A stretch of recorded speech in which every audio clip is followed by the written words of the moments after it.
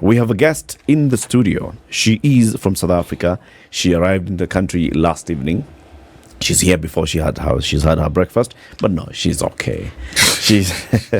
Her name is Lindiwe Mazibuko. Lindiwe is the co-founder and CEO of an organization called Futurelect, which she'll tell us about. She has also been in politics in South Africa for a while.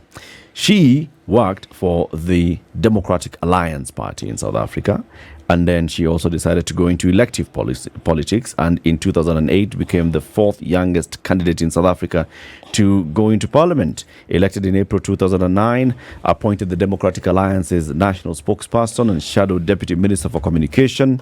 In 2011, at the age of 31, she took the decision to run for election for the post of DA parliamentary leader and leader of official opposition, and she got it. She was the leader of the official opposition in the South African Parliament. And now she's here. She is talking about future leaders and what she's been doing. Lindiwe, good morning. Good morning. Welcome to Kenya's biggest conversation. Thank you. We call this the hot seat of the Situation Room. It feels hot. Already? There's three of you and one of me. I'm ready. We're together. We're all as one. Just together as we are even together. Better, yeah. Karibu sana. Welcome to Kenya. Thank you. This man called Siti Muga usually gives us a proverb every day from different parts of Africa. This week's proverbs are from? From Côte d'Ivoire. Mm-hmm. Yes. It's a simple, straightforward proverb, and my colleagues here were a bit bothered by the brevity of the proverb. They said it wasn't lengthy enough. But nonetheless, that's the proverb. Mutual gifts cement friendships. Mutual gifts cement friendships. Yes, not receiving gifts. Mutual. You give, you get. You get, you give. Not necessarily at the same time. Not necessarily, but the thought of reciprocation must be there. Scratch my back and scratch yours. As long as it's not corrupt. That is a fine detail indeed. It is a very important one, because yes. corruption functions in exactly the same way. You scratch my back, I scratch your back. In fact, I'll even scratch your hand while I'm at it. Yes. But when you listen to that proverb, Lindiwe, this from Côte d'Ivoire, what do you think the people of Ivory Coast were saying? What's your interpretation of it? Well, I can't interpret it through Ivorian culture. I can say in Zulu culture, you don't show up at anyone's home empty-handed. You can't, even when you are having bridal negotiations or a funeral or whatever, you bring a gift. It's called vulamlomo, a mouth opener, that shows that you are, first of all, you are prepared to come here. And second of all, you are honoring the people who are hosting you. So it can have a really honorable and decent connotation. The mutual part is complicated because it implies that you won't give gifts unless you receive them, which isn't really in the spirit of generosity, but maybe it's about friendships being a two-way street rather than a one-way street. You can't have one person who's just giving all the time and the other just receiving. Yeah, there's got to be manners. We looked at it yesterday and we said, some of these things, the meaning is lost in the translation. Because the language in which it was first perhaps pronounced didn't quite put it the way we're putting it in English. Yes. So sometimes you transliterate it instead of capturing the meaning or the essence of it. Yes. Okay. So Lindiwe, you have been in politics and now you are still looking at leadership and governance across Africa with Futurelect. You'll tell us about Futurelect shortly. But first of all, take us back into you came out of school, you got into politics, working for a political party. Tell us about that journey. Well, it wasn't my intention to go into politics. I'm actually a musician by training. I went to music school before I went to university, and but I lost out on an opportunity to take up a scholarship at a conservatory in the UK, and so I had to come home, you know how parents are on this continent. You haven't finished school until you have a PhD. So my mother was, when are you going to finish school?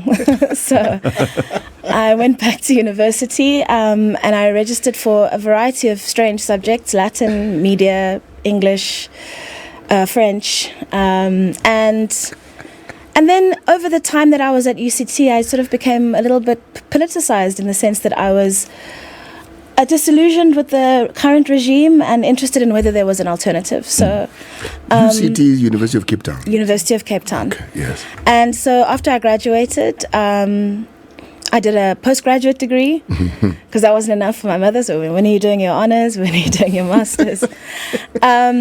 And then after I finished my honors, I saw an advert for the Democratic Alliance in the paper, and I just finished a research project on them, on the DA in South Africa and on the King of Morocco, and Mohammed VIII. And I thought, what an opportunity to solve this problem that I've identified, which is that the ruling party isn't necessarily what it should be or could be. So I applied for the job, not really sure if I wanted it, and then I got it. And then every step since then has just been me sort of looking at the people I work with and thinking, I can do that. So, my job was first as a researcher, then as a media liaison for the whole country in Parliament. And my job was to craft press statements, press conferences, media releases, but also to do research, and I would meticulously, with my colleagues, put together, the program of action. And sometimes, MPs would butcher it and get the statistics wrong, and because they hadn't read anything that we gave them. And it occurred to me that I can do this myself. So with three of my colleagues also working in the parliamentary office, we decided to go back to our home provinces. We were working in Cape Town at the time because that's where Parliament is. We go back to our home provinces and we will run on the party list in the province. So I went back to KwaZulu-Natal, which is my home province. The others went back to theirs. And we would campaign on the weekends, work for the party during the week. And we did that for like 18 months.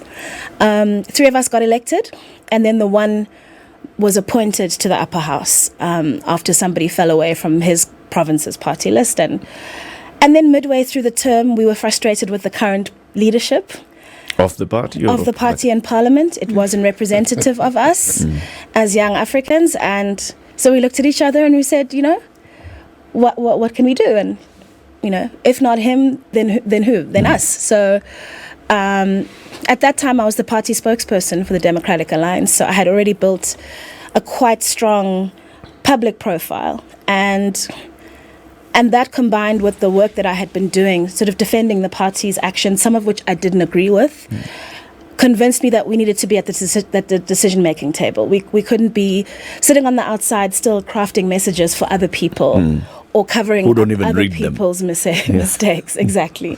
So, we decided to put together a campaign team, and I contested for leader of the opposition and won that election. And that gave us a seat at the decision-making table, policy, governance, and so forth. So I did that for 3 years. It was suitably stressful. And by the time my term came to an end, I ran for re-election and I was re-elected, but I was very burned out. And I had to make a decision about whether to carry this momentum forward and run for the party leadership at 34 or whether I should take a break and look after myself. So I decided to do the latter. What I thought would be a sabbatical has now become a mission to make sure the same young people who I was in my 20s and 30s who look at these guys and say, I can do this, have an opportunity as well. It's interesting, even as we go through the different time periods and how you did certain things. I'm curious as to what were the things that you were dissatisfied with that you then wanted to see a change that then spurred you on to run for these positions? So when I was still on the media staff, it was just the basics of, hard work and commitment to the mission. So, I had, there are difficult colleagues in every organization, but I had colleagues who'd hang up the phone when journalists would phone, who wouldn't read, as I said earlier, their documents that we had painstakingly put together for them, who didn't know their portfolios very well. And if they didn't have a researcher with them, actually wouldn't be able to manage interrogations in parliamentary committees. And, when you're a support staff member in Parliament, you are basically shadowing your MPs. You see every single thing that they do. And often you have to make huge contributions to it. And there's a context in which, you respect your political principle and you think they're doing a great job. And then there's another context in which you're like, I can't carry you forever. So we experienced more of the latter than we did of the former. And it occurred to us that instead of propping people up who we wouldn't necessarily elect ourselves, why don't we give the voters an opportunity to elect somebody better, because we can do a better job.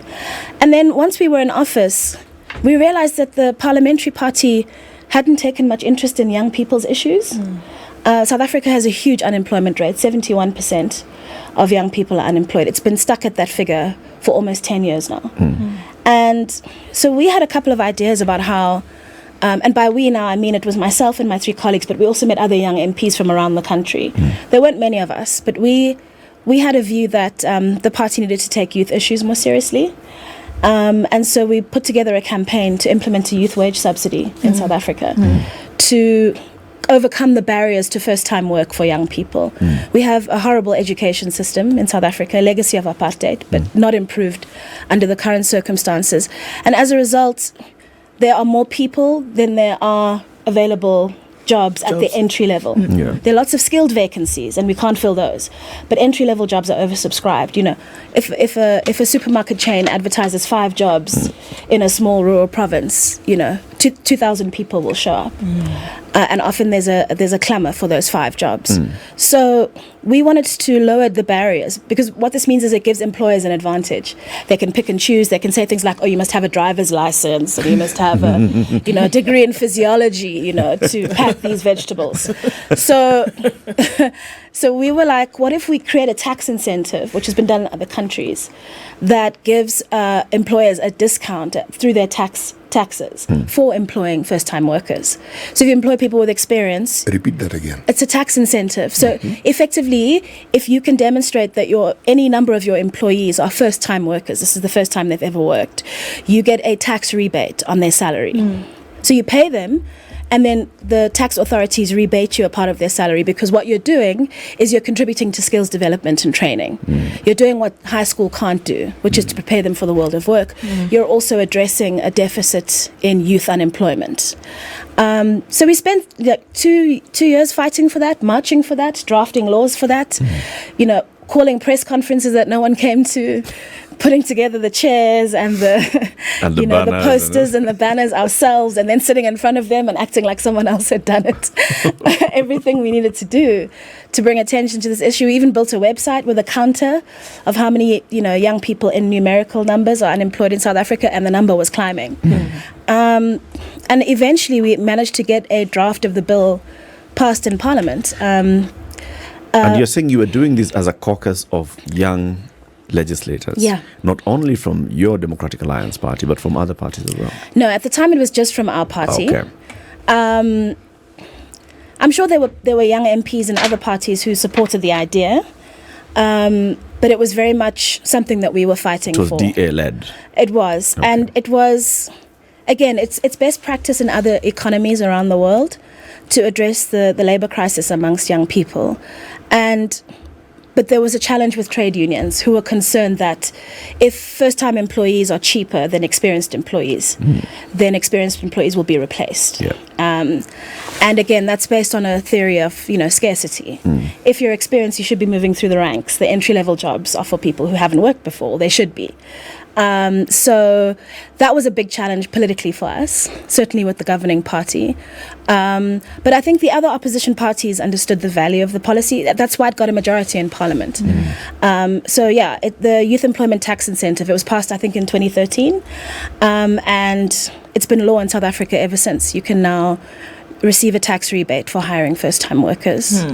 So you actually then did see, because we see people get into, politics and governance of the day. It really doesn't, whether we're talking about South Africa or we're talking about Kenya or going to other countries on the continent, that you actually can see that, the sum of your frustrations combined with the talent or skill that you have, then can actually result in seeing something done for the betterment of the country. Yeah.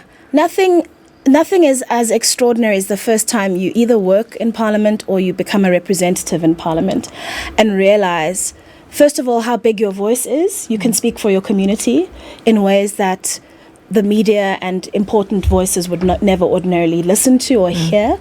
But secondly, you have the ability to move the needle on policies far quicker than in most other areas of kind of public policy making, right? So, the ability to amend legislation, to take court action when it's necessary, to convince your peers in committee that actually this is a good idea that we've never explored before. And if we work together, we can do it in a way that gives us all a chance to shine. Let's try it. For me, the first time I ever saw that in action is when, you'll know South Africa was hated around the world for having a denialist HIV/AIDS policy, and it was the product of our president at the time, Thabo Mbeki, and eventually he was ousted by his own party in a party conference and replaced by Jacob Zuma. But before Zuma became president, the amazing Kgalema Motlanthe was president of South Africa for a period. He appointed a woman named Barbara Hogan, an HIV/AIDS activist, as health minister, and in 8 months they reversed that policy. 8 months.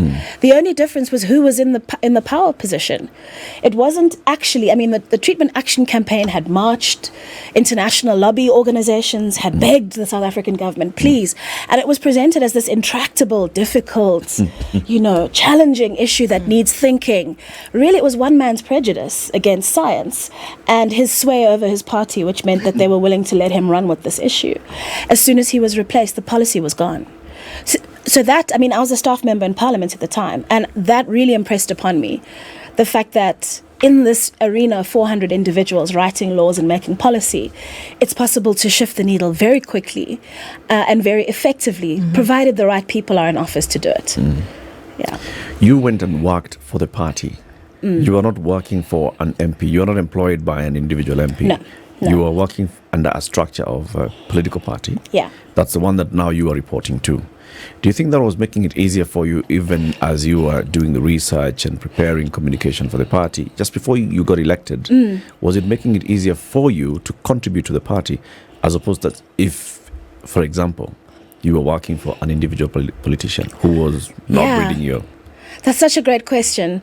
I think it was. It made a difference. It was an advantage and it was a disadvantage.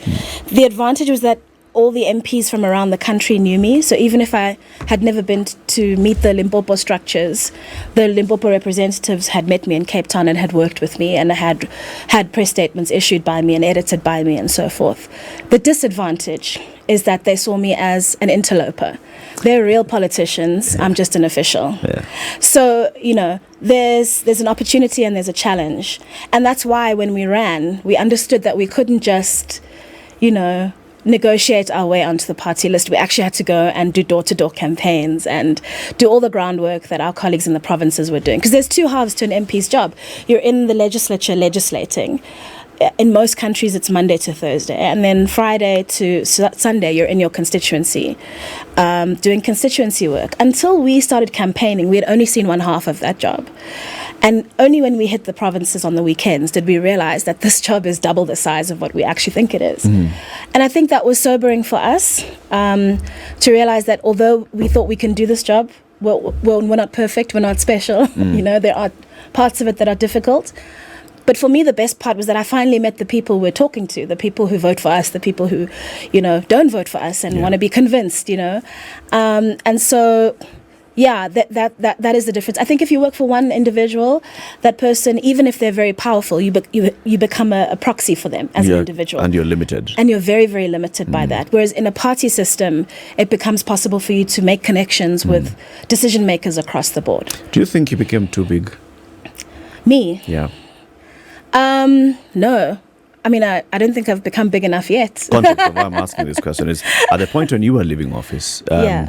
because I was looking back into the media coverage around then, and of course, the party leader and others were saying, you know what, she just couldn't handle the heat. It's just too much. It was too hot. And That's always going to happen. And there was this other conversation that maybe you were being pushed out because you were becoming just too much. And the next thing that you were going for was a party leadership. Yeah. And going to overthrow the entire structure of the party. Yeah, there was definitely a power struggle between me and the party leader. So you understand, she gave up her post in Parliament to go and be a provincial minister. And until we contested for power in the House, she had basically a proxy. He was not competent. He was not ambitious. He didn't really have a future beyond this job.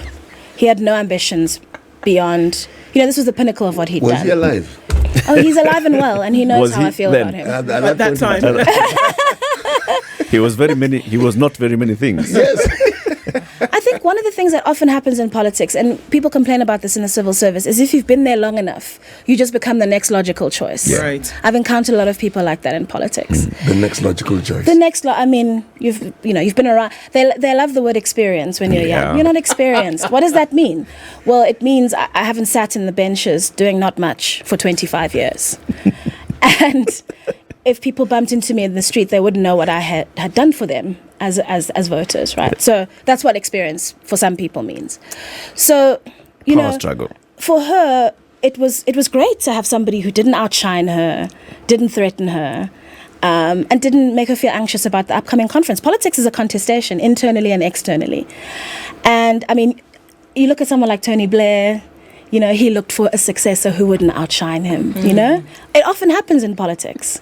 So then I come along, and until now I've been mopping up people's messes, They build problematic infrastructure. They say problematic things. And I come in and I say, well, this person, what they actually meant was, and inside I'm burning with rage because if I had decision-making power, I would have, done it voted for a sanction. Yeah. So I come along, and until now I've been propping everyone up. Now I'm just advancing the issues that I care about and the voters who I think have been ignored. And it's going well, I'm now, instead of asking sweetheart questions in Parliament, I'm challenging the president. It's getting coverage. I'm doing my job properly, the way it should be done. And so for some people that's threatening because even though you know what should be done, you don't necessarily want somebody who does it that well. And so that became a concern for her. Her fear was that I would rise in popularity, realize that, and then contest against her, which incidentally wasn't my plan at the time. But her paranoia made me think, can I carry on doing this job if I have somebody who has an incentive to undermine me at every turn? Because constitutionally, I have more power than her. I'm at national level, she's at provincial. She's made that choice. But at the same time, she wants me to dim myself in order to keep her light shining bright. That was never interesting to me. So I did my job as best I could, but I did reach a crossroads. If I was going to be able to do my job effectively, I did need to contest for power within the party at national level.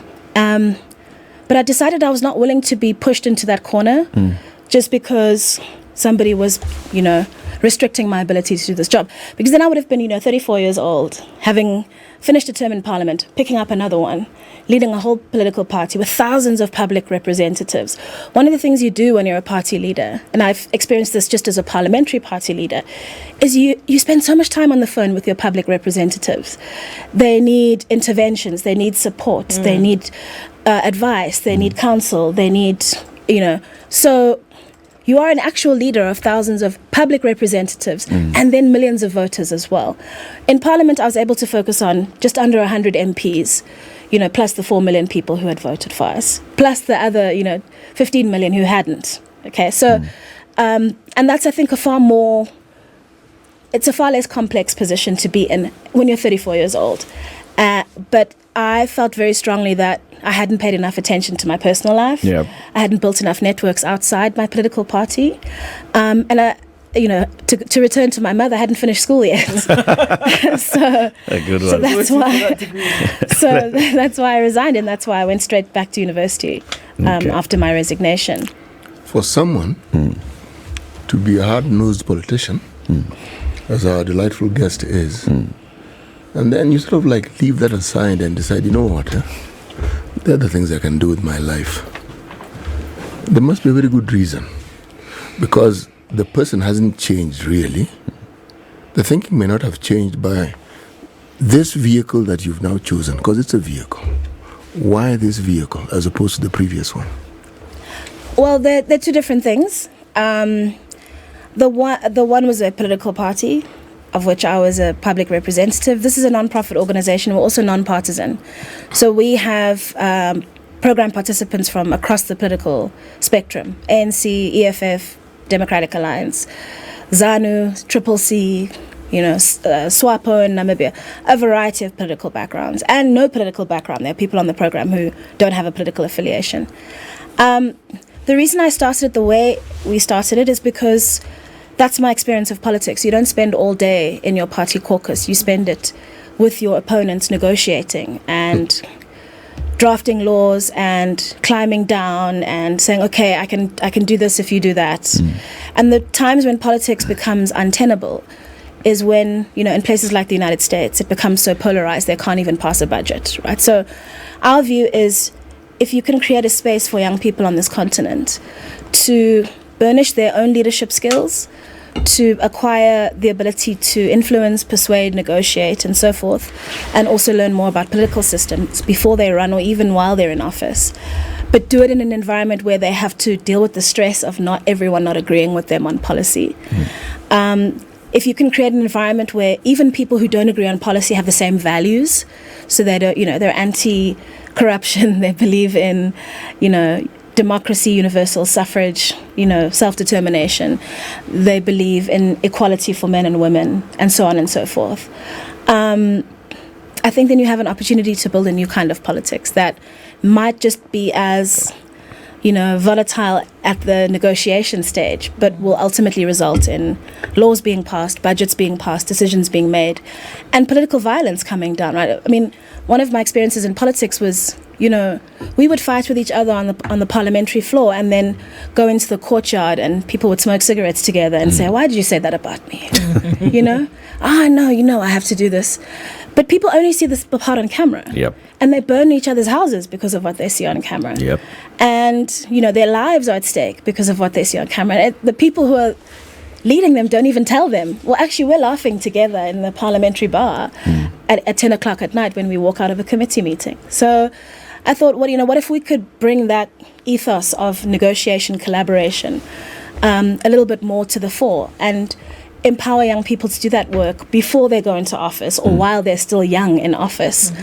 The actual idea for Futurelect was born when I was at the Kennedy School in the United States. I went to do my master's, and then after graduation I was invited to stay and serve as a fellow of the Institute of Politics, and that involved teaching a class.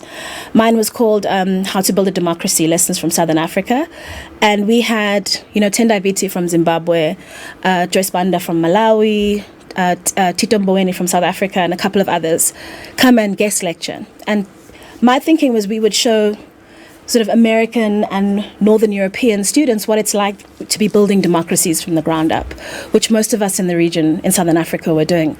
But what I discovered was a lot of young Africans would come from other university campuses to talk to us about how they could run for office. Were they credible candidates now that they were studying in the United States? Would they be taken seriously as young women, young men, etc., etc.?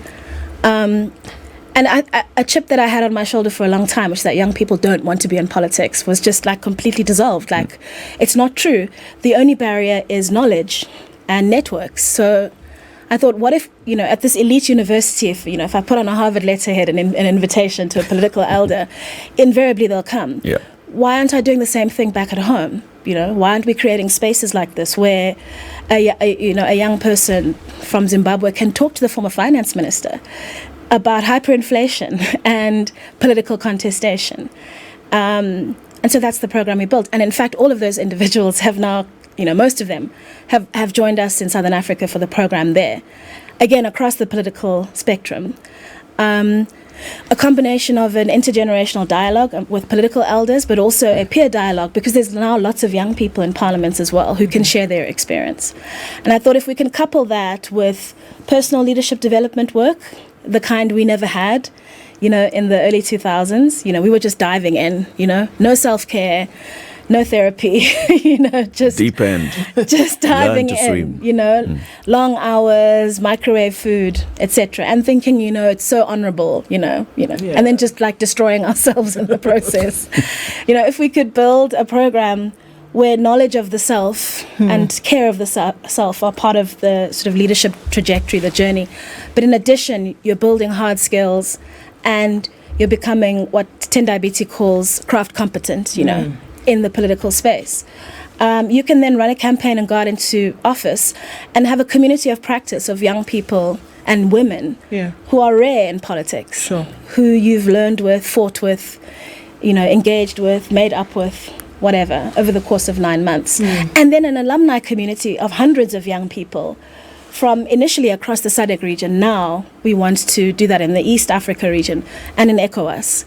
And afford those opportunities for building communities of practice to young people there as well. And how have you seen this? I mean, oftentimes we ask ourselves, because we know what the speak is, especially coming from the political. But then we often ask ourselves, how is this then translated into reality? And then we see on this other side, civil society, non-governmental organizations, trying to then take this ambiguous thing and make it part of of the real, right? So with the work that you do now, having come from the experience deep in the political aspect of things and saying, no, actually, maybe we can make this reality different for young people on the continent. How have you seen that it is real, that there's impact, that the work that's being done is impactful, and that things are actually happening that are tangible? Yeah. So two things. It's always, and I'm biased, but it's clear to me that government is the biggest and most powerful lever of change, I think, in any society. It has the biggest budgets. It has the most influence. And, like the example I cited earlier about HIV/AIDS, it can take one person to send that budget and those resources in one direction or in another direction. Yep. So if young people are to have influence, first of all, they have to occupy those positions. They have to wield real power, right? I've done a combination of one and the other. I've been a kind of a face, very pretty on posters, and then I've actually wielded the power. And I know the difference between the two things. Yes. You can be seduced into the one without realizing it. You're famous, you're on TV all the time, people think you're powerful. Yeah. But then you go into meetings and you're only ex officio. You can't. You're not a you can decision offer your maker. opinion about how the media will react. You can't Vote. say. You can't lobby. You can't say like when we go in. Let's This you is can't what do we're that. doing, So I also understand the difference between a sort of a false kind of power and real hard power. And I think that young people and women in particular, we have these ceremonial head of state roles all over the continent. And sometimes women occupy them. And then it's kind of like, there's a woman president, but actually the prime minister is the one who runs the government. Or there's a woman prime minister is actually the president who has executive authority, right? So, how do we make sure that when the people who occupy these spaces are a diversity, they represent the diversity of our continent, right? We're the youngest continent on earth. I think this is the youngest region on the continent. In Uganda, the average age is like 11, or the median age is 11. So how do we make sure that there's diversity of representation and that it's not just one generation and one gender wielding that power, which is enormous amounts of it? Yes, civil society is an important part of a society. Yes, the media matters. But I'm super biased in that I understand the power of political leadership and political contestation and political, engagement. When used correctly to transform societies for the better. So that's why I remain in this space. Okay. I have to ask you this question, though. In your interaction with young people, like yourself, what have you found to be the consequences of young people in politics, interested in politics, participating in this process, and the lure of money, which Okay, you know what I'm trying to say. I know exactly what you're Go saying. ahead. Yes. We teach this. We have one of our seminars. We have 9 weekends. It's called it's about corruption. It's a corruption and ethics seminar. We use case studies. We invite people who've been whistleblowers, who've dealt with corruption in institutions in the public service, in the public sector. You know, people like the Public Protector in South Africa and others. We invite them to come and share their experience of dealing with public corruption. We also have financial management training.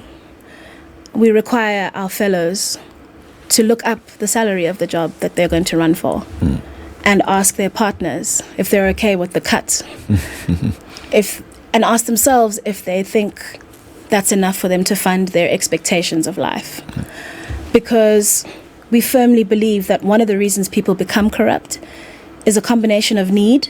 They haven't managed their finances properly, so they become targets for people who are looking for someone to corrupt. But also they get stuck in this perception that they have to be a certain way. You know, they've got to arrive by private jet, they've got to have a cortege of vehicles, they've got to, etc., and they become completely divorced from themselves. I love telling the story because it's the wildest thing I've ever heard about myself. But my mother and my mother's one of 9. She grew up in southern KwaZulu-Natal on a sugarcane farm, and her sisters have decided they want to retire there. So they're all building homes. They no longer farm all over the estate.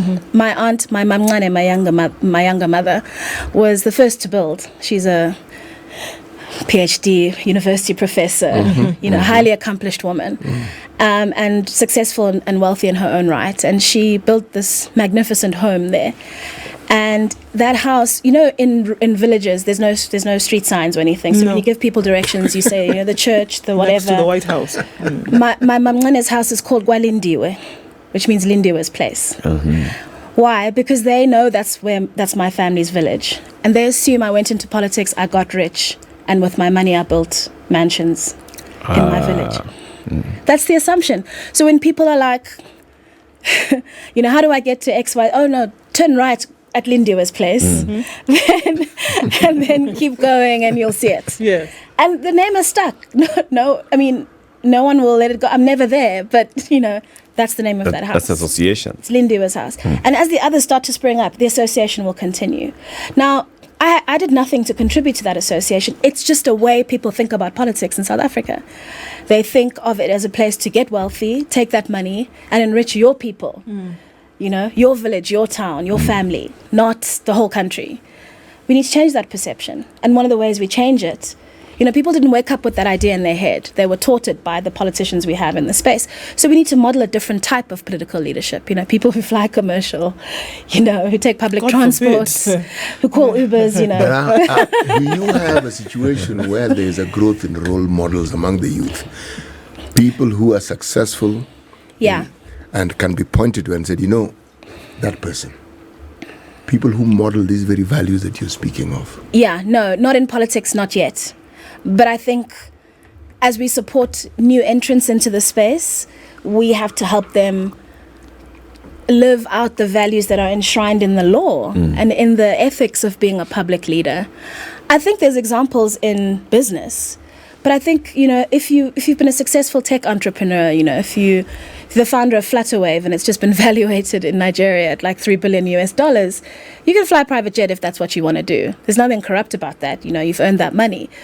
But there are leaders in that space who still have a personability and an authenticity that isn't about being separate from the people who are their customers. In politics, we think it's normal for a politician to act like a king, to act like a prince. It's not normal. They work for you. You don't work for them. You pay them a salary, and in exchange for that salary, you have a right to expect certain services, certain levels of delivery, certain levels of accountability. And yet that is what people find alluring. Yes, they do. And that's the wrong reason to go into politics. And that's something that we screen for in this program. That's the reason many people want to go into politics. Yeah. Because they want to live exactly like that. They want to be exactly. So part of the work is people have to ask themselves and tell each other, why am I doing this? What inner story do I tell myself about why I want to run for elected office? Then they have to do the skills building, and then they have to build a financial planning scenario for the next 5 years. A scenario for winning the election, losing the election, getting the appointment, not getting the appointment. A scenario for how they're going to pay school fees, pay for the house. Put food in the fridge. Will the partner who isn't working now start working? I mean, what is it? And they have to think about it in concrete terms, not just in kind of theoretical terms. Because again, when we think of ourselves as activists and politicians and we're giving and we're serving, like money, what's that? Oh, let's not talk about money. Money. We're representing people. We must talk about money. We must talk about it, because if you don't talk about it, if you don't plan for it, you will live a life beyond your means where you are building houses for people with money that isn't yours. And over time, you will become a statistic or a cautionary tale. Or a jailbird. Or a jailbird, somebody sitting in the dock that people go, ooh, that guy, did you know what she did? If you think politics is about material goods, you're in it for the wrong reasons. Does your education system support these values that you're now propagating? So we have a complicated education system, which I was very critical of earlier. Its major deficits are that it fails to inculcate the necessary numeracy and literacy skills early on in young people. And so many young people in South Africa make it to high school without functionally being able to read or write or count. And they often have teachers who never learned to read or write or count. Because remember, during apartheid, the public school system for black people did not teach maths and it did not teach science. And it taught Afrikaans. You had to, that's why there were protests in Soweto. In Soweto, it's why those kids were assassinated. Yes. Right? They didn't want to study in Afrikaans as a medium of instruction. So the whole system was built to keep us uneducated, Verwoerd said, drawers of water and hewers of wood. That's what we were being prepared for. So when we transitioned into democracy, we had a whole class of white teachers who were frankly overpaid. And we had a whole cohort of black teachers who were underpaid. And so one of the things that the system did was equalize that pay by bringing black teachers' pay up. And then it became a desirable profession. And aside from the good teachers who were still in the system, a whole lot of other teachers who had not been taught maths and who had not been taught science came in as well and entrenched themselves in the system. And now we have teachers who can't read, write, or count at the level that they're teaching, much less, at a university level. So there's a justice thing that was enacted for the teachers, but it was never enacted for the students. So does the education system teach these values? Well, I don't know what you can learn from going to school and having a teacher who sometimes doesn't teach anything all day, puts their feet up on the table and says... It answers the question. Yeah. Means it doesn't. So when you say there's a skills gap, at what point will this gap ever be bridged? Exactly. My view, I'm a big open borders in Africa advocate. Across the Limpopo River is a country called Zimbabwe with the most educated workforce in the region, living in a context where unemployment is at 90%. Those, in my view, black Zimbabwean teachers should be teaching maths and teaching science and teaching English and teaching, many of them are Ndebele speakers, so they can teach Zulu as well. Right? There's a lot that they can cross over just down the river, cross the border. Do you know what I mean? Teach. But a skilled migration system instead of making people cross through holes in the fence. But the reality, those who actually migrate and come to South Africa, what do? The Zimbabweans, they are the Zambians, forced into off-book, physical Yes. labor, waitering jobs, car guards, etc., even if they have university educations. Yes. Because we have a hostile immigration policy system in South Africa. So that to me is the immediate solution, because you've got to teach the future teachers. You've got to bring in the workforce that will be able to teach the people who will teach in the future. And there's no country on earth that does not have a progressive skills migration policy. Yeah. It may not talk about it because it knows about anti-immigration politics, but there is no country on earth, including Brexit Britain, that does not have a very, very comprehensive skilled migration policy in which African nurses and teachers are moving to the UK, the UK. Yep. moving to Dubai, moving to Saudi Arabia, because they can't find work here in their own countries and in their own continent. So I think instead of allowing these skills to fly out of the continent, we should be thinking about ways we can reorganize them to support growth and development where it's most needed. Lindiwe, it's been fun having you. Thank you. It's been a very, very good session that we've had, and thank you very much for joining us.